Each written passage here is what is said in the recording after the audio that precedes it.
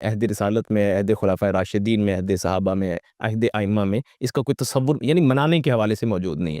تو مفتی صاحب یہ بتائیے گا پھر یہ کب شروع ہوا؟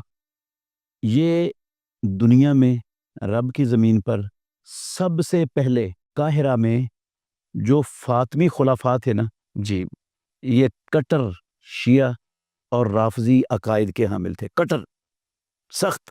اس کا آغاز سب سے پہلے دنیا میں انہوں نے کیا، اور یہ 4 صدی ہجری کے اندر ہوا ہے، یعنی 4 صدی ہجری میں جا کر، اور یہ تقریباً ہوا ہے 361 یا 62 ہجری میں، یعنی وہ 4 صدی ہجری ہوئی۔ 350 سال کے بھی بعد یہ کام رافضیوں نے، کٹر جو ابن سبا کے پیروکار تھے اور ان عقائد کے علمبردار تھے، ان لوگوں نے سب سے پہلے یہ شروع کیا قاہرہ میں، اور وہ سال میں 6 میلادیں منانے کا انہوں نے آغاز کیا۔ ایک رسول اللہ صلی اللہ علیہ وسلم کی میلاد مناتے تھے، ایک حضرت علی رضی اللہ عنہ کی میلاد مناتے تھے، ایک سیدہ فاطمہ الزہرا رضی اللہ عنہ کی میلاد مناتے تھے، اور ایک وہ حضرت حسن رضی اللہ عنہ کی میلاد مناتے تھے، ایک حضرت حسین رضی اللہ عنہ کی میلاد مناتے تھے، اور ایک جو ان کا موجودہ خلیفہ ہوتا تھا نا، جی اس کی بھی میلاد مناتے تھے۔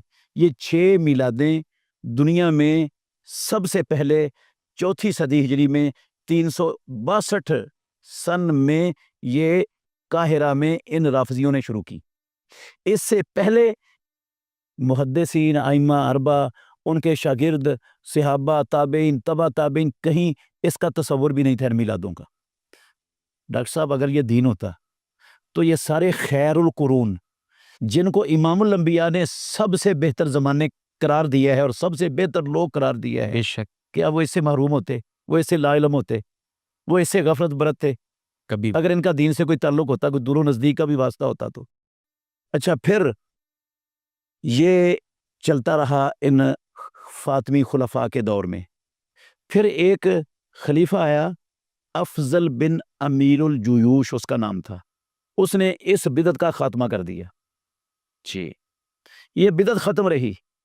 پھر 7ویں صدی ہجری کے شروع میں، 600 سال بعد رسول اللہ صلی اللہ علیہ وسلم کے اس دنیا کے جانے کے، عراق میں اربل کا ایک بادشاہ تھا، فاسق، عیار، مکار، بے دین، مظفر الدین ابو سعید کوکبری اس کا نام ہے تاریخ کے اندر۔ وہ شخص تھا، اس نے دوبارہ اس کا آغاز کر دیا دنیا میں۔ یہ کچھ دیر مٹا رہا فاطمیوں کے بعد، فاطمیوں نے اس کو شروع کیا تھا 4 صدی ہجری میں، پھر 4 صدی ہجری میں افضل بن امیر الجیوش کے اس کے خاتمے کے بعد یہ ختم ہو گیا دنیا سے یہ سلسلہ۔